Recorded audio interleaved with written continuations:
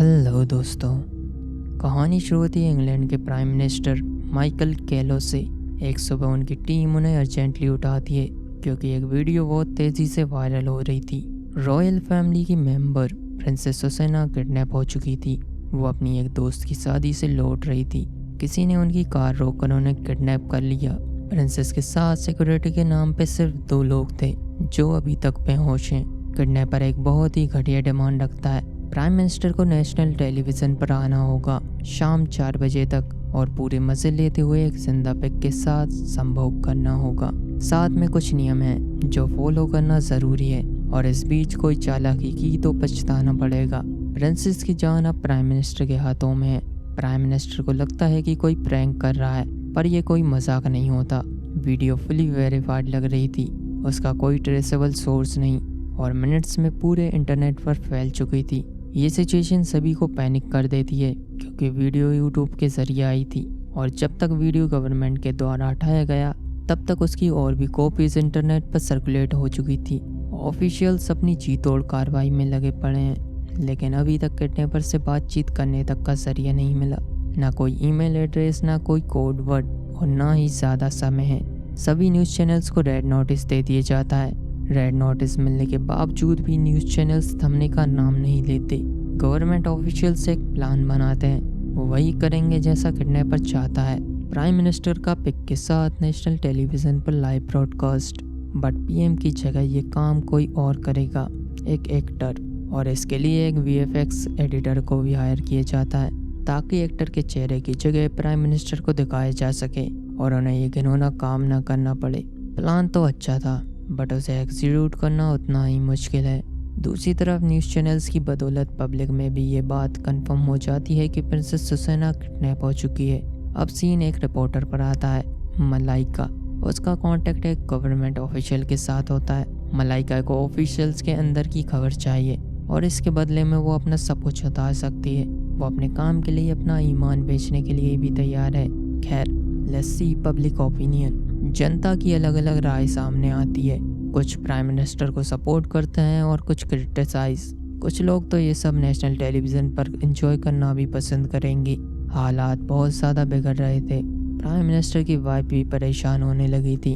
तभी कार्रवाई में पता चलता है कि वीडियो यूट्यूब कंप्रेशन से पहले 57.3 मेग की थी, जो कि रात को 3:16 पर अपलोड हुई। पूरे देश में चेक करने पर पता चलता है कि ठीक 57.3 मेग की फाइल कहां से डाली गई है। तो जिस इलाके से फाइल अपलोड हुई उसका पता चल जाता है। एक कैंपस जो 2010 से बंद है और खाली है। वहां जाने के लिए एक टीम तैयार की जाती है और ये खबर उस रिपोर्टर तक भी पहुंच जाती है। दूसरी तरफ एक एक्टर को हायर किया जाता है। उसे ये तो पता है कि उसे करना क्या है, पर यह नहीं पता किसके साथ। एक्टर को बढ़िया सूट वूट पहनाया जाता है और सिर के ऊपर एक मास्क, एक ग्रीन स्क्रीन, ताकि उसकी जगह प्राइम मिनिस्टर का सिर दिखाया जा सके। प्राइम मिनिस्टर बहुत ज़्यादा टेंशन में है। उनका एक मेंबर बताता है कि पब्लिक हमारे सपोर्ट में, अगर हम नाकाम भी हो गए तो लोग जानते हैं आप वो शर्त कभी पूरी नहीं करेंगी, और कुछ लोग तो हमेशा बकवास करते हैं। तभी एक न्यूज़ चैनल के पास कुरियर के थ्रू एक बॉक्स आता है, एक मैसेज, एक वार्निंग, प्रिंसेस की कटी हुई उंगली। ये न्यूज़ भी तुरंत फैल जाती है। स्टूडियो के बाहर किसी ने उस एक्टर को पहचान लिया और उसकी फ़ोटो लेकर ट्वीट कर दिया, जिससे किडनैपर को पता लग जाता है और इसकी सज़ा प्रिंसेस को अपनी उंगली देकर चुकानी पड़ी। ये गवर्नमेंट के लिए एक वार्निंग थी, अगली बार प्रिंसेस का सिर होगा। सिचुएशन और भी बिगड़ जाती है। समय निकल रहा था।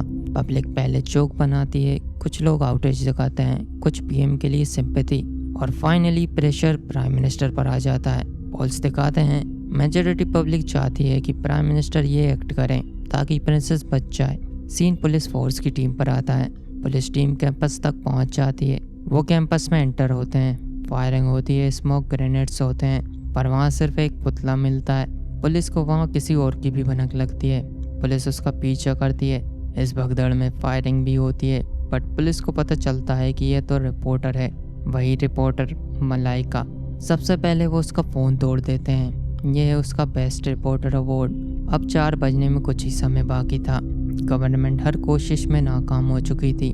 कोई और ऑप्शन नहीं बचता। प्राइम मिनिस्टर को कुछ समझ नहीं आता। पॉलिटिक्स, पावर, डिग्निटी सब कुछ हाथ से निकलता हुआ लगता है। अगर वो किडनैपर की मांग पूरी करते हैं तो उनकी इज्जत मिट्टी में मिल जाएगी, पर यह भी हो सकता है कि वो हीरो बन जाएं। उनके देश के प्राइम मिनिस्टर ने प्रिंसेस को बचाने के लिए अपनी इज्जत दांव पर लगा दी, और अगर वो शर्त पूरी ना करें तब भी उनकी ज़िंदगी मौत से बदतर हो जाएगी। लोग उन्हें हत्यारा और खुदगर्ज पॉलिटिशियन कहेंगे और ना ही उन्हें और उनके परिवार को जीने देंगे। पूरा इंग्लैंड यही चाहता है कि प्रिंसेस को बचाया जाए। पब्लिक प्रेशर और रॉयल फैमिली की मजबूरी उन्हें हाँ कहने पर मजबूर कर देती है। लाइव ब्रॉडकास्ट की पूरी तैयारियां हो चुकी थी। इस घटना के बाद इसकी वीडियोस और इमेजेस रखना कानूनी जुर्म माना जाएगा। प्राइम मिनिस्टर लाइव ब्रॉडकास्ट पर आते हैं। वो कहते हैं, मैं उम्मीद करता हूँ इसके बाद प्रिंसेस सुसैना सही सलामत लौटेंगी, और ये भी कि वो अपनी वाइफ से बहुत प्यार करते हैं और ईश्वर उन्हें इस काम के लिए माफ़ करे। दुनिया भर से मिलियंस ऑफ लोग देख रहे होते हैं। शुरू में लोग हंस रहे होते हैं, मीम्स बनते हैं, फिर धीरे धीरे साइलेंस आ जाता है। जैसे जैसे एक्ट कंटिन्यू होता है लोग टीवी बंद कर देते हैं, गिल्ट फील करते हैं, रियलिटी का भार समझ आता है। ताज्जुब की बात तो ये थी कि प्राइम मिनिस्टर ने सुसाइड नहीं की। ब्रॉडकास्ट के दौरान ही ये रिवील होता है कि प्रिंसेस सुसैना पहले ही रिलीज हो चुकी है 30 मिनट पहले, और वो भी बिना किसी नुकसान के। कोई नोटिस ही नहीं करता क्योंकि सब टीवी से चिपके हुए थे या सोशल मीडिया पे मजाक बना रहे थे। लेटर इन्वेस्टिगेशन में पता चलता है कि किडनैपर ने सुसाइड कर लिया और वो कटी हुई उंगली भी उसी की थी। किडनैपर एक आर्टिस्ट था, उसका ऐसा करने की वजह कोई नहीं जानता। प्रिंसेस को समय से पहले ही रिलीज करने वाली बात को रिपोर्ट से हटा दिया जाता है और ये खबर पीएम को भी नहीं लगने दी जाती। प्राइम मिनिस्टर ने अपने देश के लिए जो अपमान सहा, अब उसे 1 साल बीत जाता है। उनकी अप्रूवल रेटिंग बढ़ जाती है, लोग उन्हें एक स्ट्रॉन्ग लीडर मानते हैं, लोगों का उन पर भरोसा बढ़ जाता है। लेकिन उनकी पर्सनल लाइफ वो सिर्फ दिखावे के लिए बची है, अंदर से वो पूरी तरह ख़त्म हो चुकी है। और सीन यहीं कट होता है। तो द नेशनल एंथम की स्टोरी हमें एक बहुत डिस्टर्बिंग रियलिटी दिखाती है। प्रॉब्लम सिर्फ उस किडनैपर में नहीं थी, प्रॉब्लम उस सोसाइटी में भी थी जो एक ट्रेजेडी को देखने के लिए पूरी तरह क्यूरियस थी। एक इनोसेंट प्रिंसेस की लाइफ खतरे में थी, लेकिन धीरे धीरे उसकी सिचुएशन एक पब्लिक स्पेक्टिकल बन गई। हर कोई जानना चाहता था कि प्राइम मिनिस्टर क्या करेंगे। मीडिया बिना रुके ये ब्रॉडकास्ट कर रही थी, पब्लिक अपनी ओपिनियंस दे रही थी, और मिलियंस ऑफ लोग टेलीविज़न के सामने सिर्फ ये देखने के लिए बैठे थे कि आगे क्या होने वाला है। यही कहानी का सबसे डार्क पॉइंट है। पब्लिक मॉरलिटी सिर्फ एंटरटेनमेंट और क्यूरियोसिटी तक सीमित रह जाती है। किसी की ट्रेजेडी हो, कंट्रोवर्सी हो या अपमान, हम उसे देखते हैं, डिस्कस करते हैं और शेयर करते हैं, और कभी कभी हम ये भूल जाते हैं कि स्क्रीन के दूसरी तरफ भी एक इंसान है। तो सवाल अब आपसे है, क्या आप मॉरलिटी का अर्थ समझते हो या फिर आप भी इस एंटरटेनमेंट वाली भीड़ का हिस्सा हो? कहानी शुरू होती है एक स्ट्रेंज फ्यूचरिस्टिक वर्ल्ड से। यहाँ मिलते हैं कहानी के मेन कैरेक्टर से, बिंग मैडसन। बिंग एक छोटे से रूम में रहता है। उसके रूम की हर वॉल एक स्क्रीन है। स्क्रीन पर एडवर्टाइजमेंट, एंटरटेनमेंट और वर्चुअल प्रोग्राम्स चलते रहते हैं। कुछ एड्स तो ऐसे होते हैं जो इंसान के अंदर की हवस को भी जगा देते हैं, जिससे वो अपने आप को रोक नहीं पाते, और सिस्टम उनके एंटरटेनमेंट से मेरिट्स कमाता है।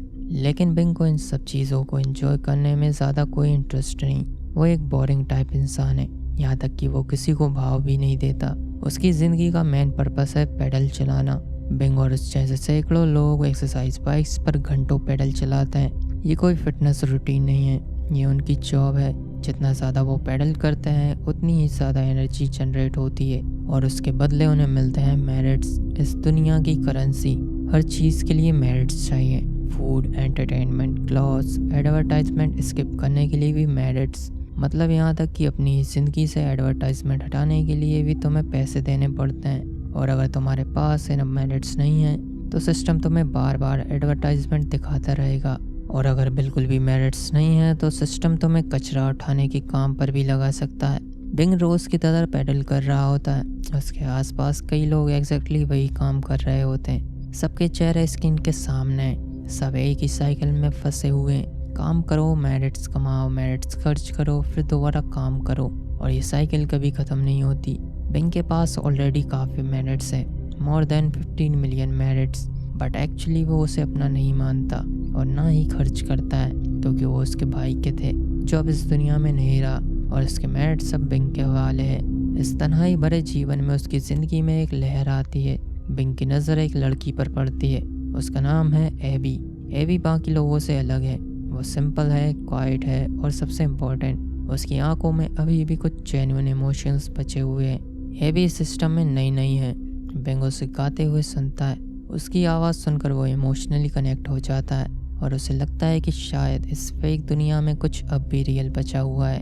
बिंग को पता चलता है कि एबी को सिंगिंग का शौक है। वो एक्चुअली बहुत अच्छा गाती है।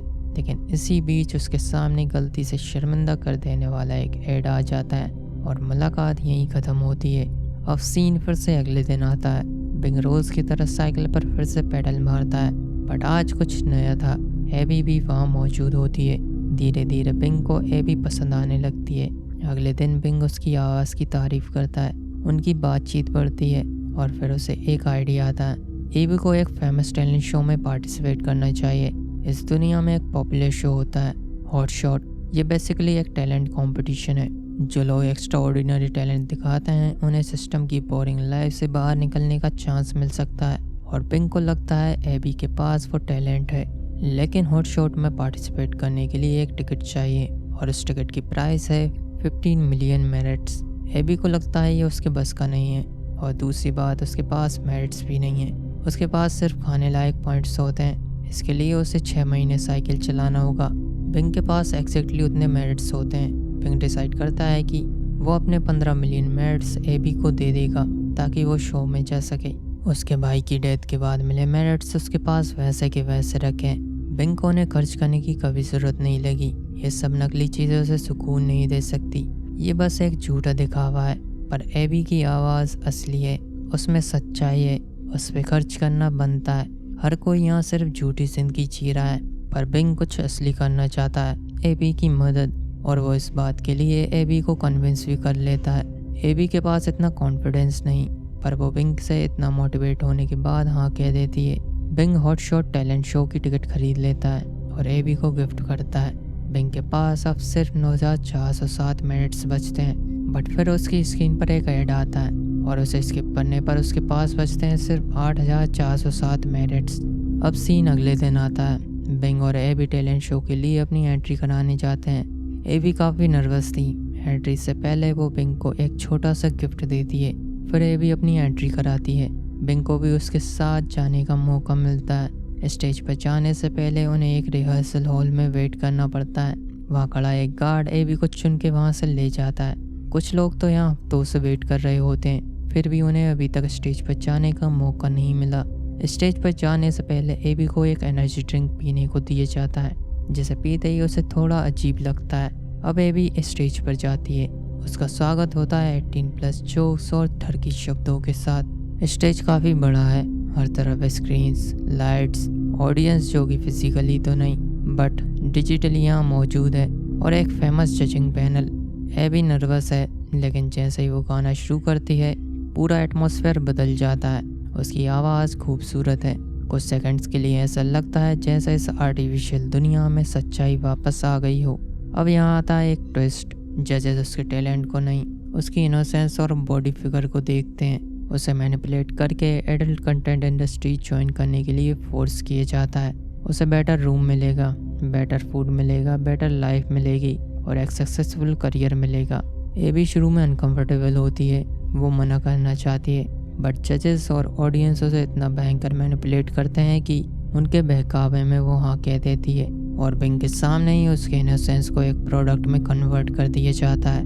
बिंग ने एबी को इस सिस्टम से बचाने के लिए अपनी सारी सेविंग्स दे दी थी, लेकिन सिस्टम ने उसकी होप को भी बिजनेस बना दिया। बिंग ये सब देखता है और टूट जाता है। कुछ बाउंसर्स आते हैं और उसे उठा ले जाते हैं। बिंग पहले की तरह अपनी लाइफ में लौट आता है एंड एबी एक पॉर्न स्टार बन जाती है। अब उसके भी एड्स चलाए जाते हैं। बिंग भी ये सब देख सकता है। ये सब देखकर उसका खून खोलता है। अब तो उसके पास इतने मेरिट्स भी नहीं कि वो एड्स को स्किप कर सके।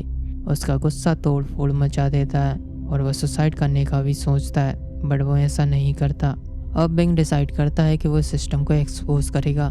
फिर वो दिन रात मेहनत करता है, साइकिल पर पेडल मारता है, अपने मेरिट्स बचाता है और इतने मेरिट्स इकट्ठा कर लेता है कि टैलेंट शो की टिकट खरीद सके। इसी बीच वो शो की प्रैक्टिस भी करता है और एक दिन वो दिन आ जाता है जब वो अपने लिए टैलेंट शो की टिकट लेता है। टैलेंट शो पर जाने का वक्त आ गया है, पर इससे पहले वो साथ में अपनी शर्ट के अंदर एक गिलास का टुकड़ा भी छिपा लेता है जिससे वो अपना हाथ काटने वाला था। बिंग को शो में एंट्री मिलती है एंड फाइनली अब वो स्टेज पर होता है। बिंग क्या दिखाने वाला है, लेट्स सी।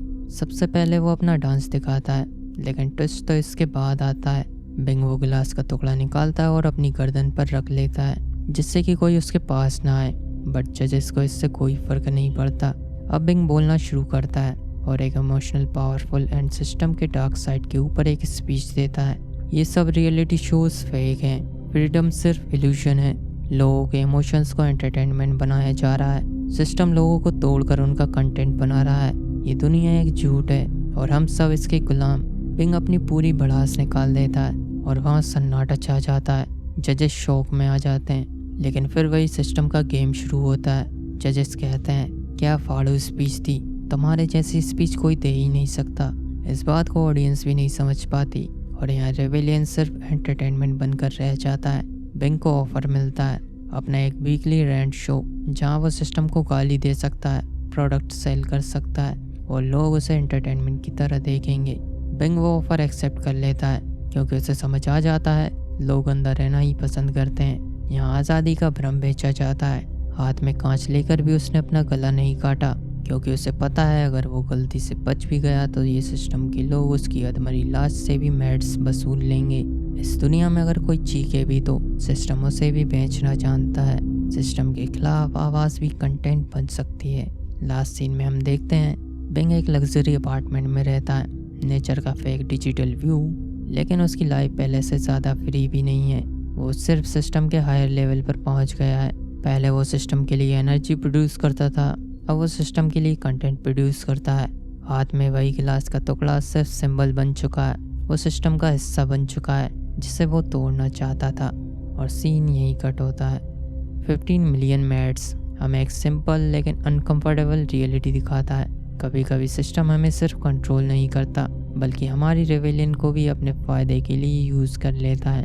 बिंग सिस्टम के अगेंस्ट आवाज़ उठाता है, वो सच बोलना चाहता है और लोगों को उनकी रियलिटी दिखाना चाहता है, लेकिन सिस्टम उसकी आवाज़ को दबाता नहीं, उसे एक प्रोडक्ट बना देता है। उसकी रेवेलियन एंटरटेनमेंट बन जाती है और लोग उसी रेवेलियन को देखकर एंटरटेन होते हैं। यही सिस्टम का सबसे डार्क मैसेज है। हम सोचते हैं कि हम फ्री हैं क्योंकि हम अपनी चॉइसेस से कंटेंट देखते हैं, प्रोडक्ट्स खरीदते हैं और सोशल मीडिया यूज़ करते हैं, लेकिन कभी कभी हमारी अटेंशन ही सबसे वैल्यूएबल करेंसी बन जाती है। ये कहानी हमें ये सोचने पर मजबूर करती है कि क्या हम सच में सिस्टम को कंट्रोल कर रहे हैं या फिर सिस्टम हमारी अटेंशन, डिज़ायर्स और इमोशंस को कंट्रोल कर रहा है। कहानी शुरू होती है लियम नाम के एक आदमी से। लियम एक लॉयर है और उसकी ज़िंदगी नॉर्मल लगती है, लेकिन इस फ्यूचर की दुनिया में एक टेक्नोलॉजी ऑलमोस्ट हर किसी के पास है, ग्रेन। ये एक छोटा सा इम्प्लांट होता है जो कि कान के पीछे लगा होता है। इंसान जो कुछ देखता और सुनता है ग्रेन उससे रिकॉर्ड करता है और बाद में इंसान अपनी किसी भी मेमोरी को दोबारा प्ले कर सकता है। तुम किसी भी मोमेंट को पॉज कर सकते हो, रिवाइंड कर सकते हो, जूम कर सकते हो और किसी भी कन्वर्सेशन को बार बार सुन सकते हो। मतलब अब मेमोरी सिर्फ दिमाग में नहीं है, तुम्हारी पूरी ज़िंदगी एक रिकॉर्डिंग बन चुकी है। एक दिन लियम का वर्क का रिव्यू होता है। मीटिंग ख़त्म होने के बाद लियम को लगता है कि उसकी परफॉर्मेंस उतनी अच्छी नहीं रही, लेकिन उसे एक बात डिस्टर्ब करती है। बॉस ने जो कुछ कहा था, क्या उसका मतलब वही था जो लियम समझ रहा है? इसलिए लियम अपनी ग्रैंड मेमोरी को रिप्ले करता है। वो कन्वर्सेशन को बार बार देखता है, हर एक्सप्रेशन को एनालाइज करता है, हर शब्द को दोबारा सुनता है और धीरे धीरे हमें समझ आता है कि लियम के लिए ग्रेन सिर्फ मेमोरी सेव करने का डिवाइस नहीं है, वो उसकी इनसिक्योरिटीज़ को भी बढ़ाता है।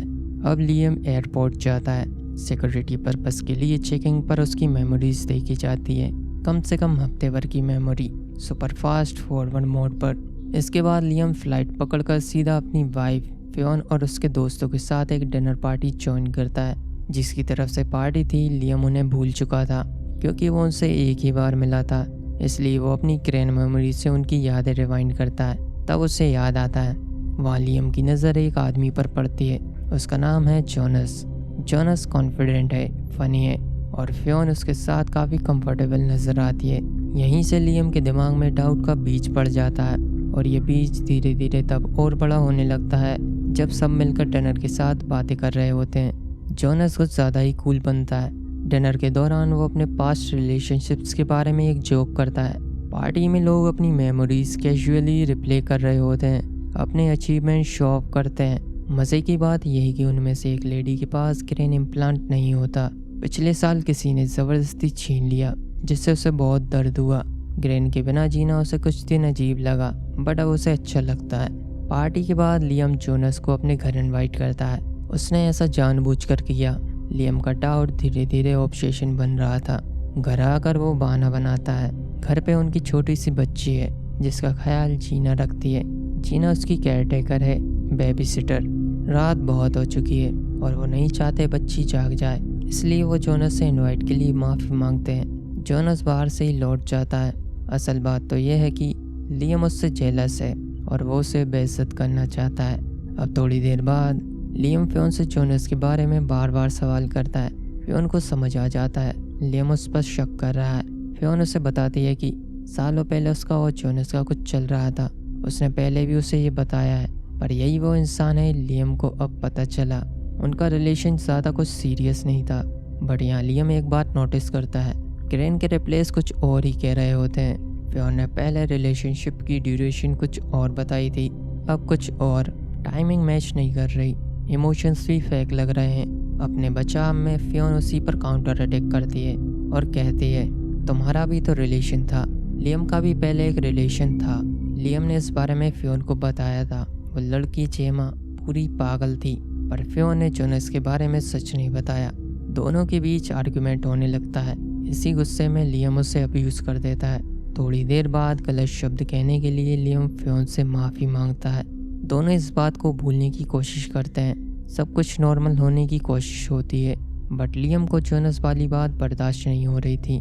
रात में लियम अकेले बैठकर अल्कोहल पीता है और फिर वो डिनर पार्टी की रिकॉर्डिंग्स दोबारा देखना शुरू करता है। एक बार, फिर दूसरी बार, फिर तीसरी बार। वो फियोन के एक्सप्रेशंस को जूम करता है, जोनस की तरफ उसकी नज़र को एनालाइज करता है। हर छोटी डिटेल में कोई हिडन मीनिंग ढूंढने लगता है। लियम सच ढूंढने के नाम पर अपनी जेलसी को फीड कर रहा होता है और यहीं से सिचुएशन डेंजरस होने लगती है। सुबह होने पर जीना घर आती है, बच्ची की केयरटेकर। लियम जीना से जोनस के ऊपर राय लेता है। फियोन भी वहाँ आती है। ग्रैंड टेक्नोलॉजी यहाँ कर्स बन जाती है। जो चीज़ नॉर्मली बुला दी जाती है वो यहाँ रोज़ जिंदा रहती है। लियम फियोन पर प्रेशर डालने लगता है, उसे सच जानना है। जब लियम पार्टी में पहुंचा तो फियोन जोनस के साथ मज़े कर रही थी और लियम के आते ही बत्ती गुल।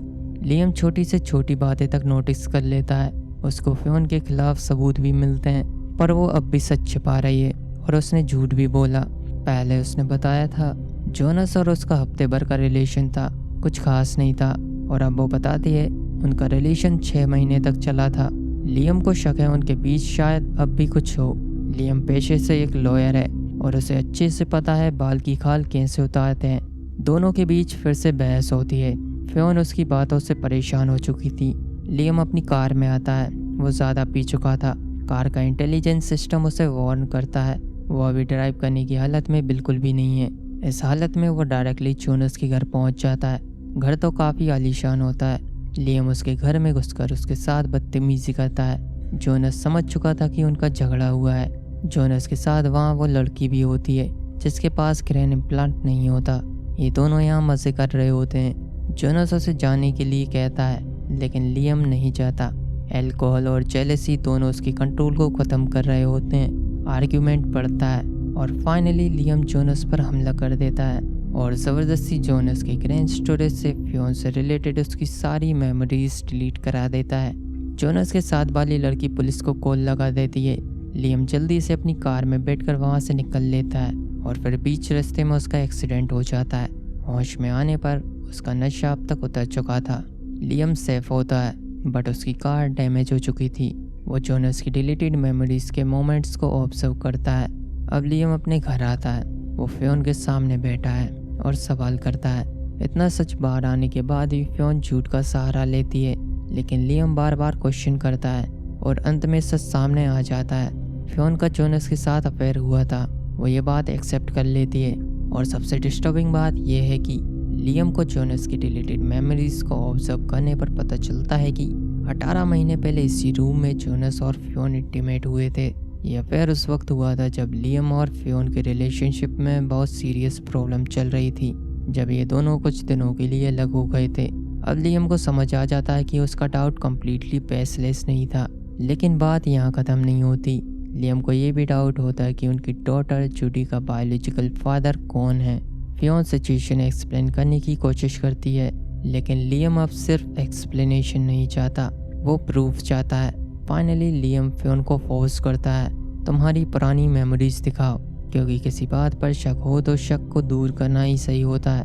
फियोन अब भी झूठ बोलती है, उसने वो सब डिलीट कर दिया और चालाकी से जोनस की मेमोरी डिलीट करने की कोशिश करती है, पर लियम उसे रोक लेता है। रिप्ले में रिवील होता है कि जोनस ने कोई सेफ्टी प्रोटेक्शन यूज़ नहीं किया था और वही उस बच्ची का बाप है। ये देखकर लियम इमोशनली कम्प्लीटली टूट जाता है। ये सच उसे डिस्ट्रॉय कर देता है। ट्रस्ट खत्म हो गया, मैरिज टूट चुकी है और अंत में लियम अकेला रह जाता है। वो अपनी पुरानी हैप्पी मेमोरीज को बार बार देखता है जब सब कुछ नॉर्मल लगता था, पर अब वो मेमोरीज सिर्फ दर्द देती हैं।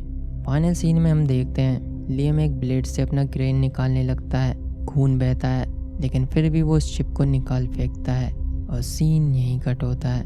The entire history of you हमें ये समझाता है कि कभी कभी सब कुछ जान लेना भी आपके लिए कर्ज बन जाता है। हर मेमोरी को प्रिजर्व करना ज़रूरी नहीं होता। शायद इसीलिए प्रकृति ने हर जन्म के बाद मेमोरी रेस करने का नियम बनाया, ताकि हम अपने पास्ट को भूलकर अपने आप को हील कर सकें, अपने आप को जीने का एक मौका दे सके। सब कुछ जान लेना कभी कभी हमारा सुकून छीन लेता है। एक सवाल टेक्नोलॉजी पर भी है। टेक्नोलॉजी का यूज़ करने तक तो ठीक है, क्या टेक्नोलॉजी को प्रकृति के ऐसे नियमों में छेड़छाड़ करना चाहिए जो इंसान के लिए वरदान है? वरदान इसलिए क्योंकि अगर हम भी अपने पास्ट लाइफ को जान लें तो शायद हम भी अपने आप को एक्सेप्ट न कर पाएं। प्रकृति ने हमें याद रखने और भूलने के लिए एक नेचुरल सिस्टम दिया है, but the dark side of the technology हमें हर चीज़ देखने और याद रखने की पावर दे सकती है, लेकिन हर चीज़ एक्सेप्ट करने की मैच्योरिटी नहीं। Forgetting isn't losing the past, it's choosing not to let the past destroy your future.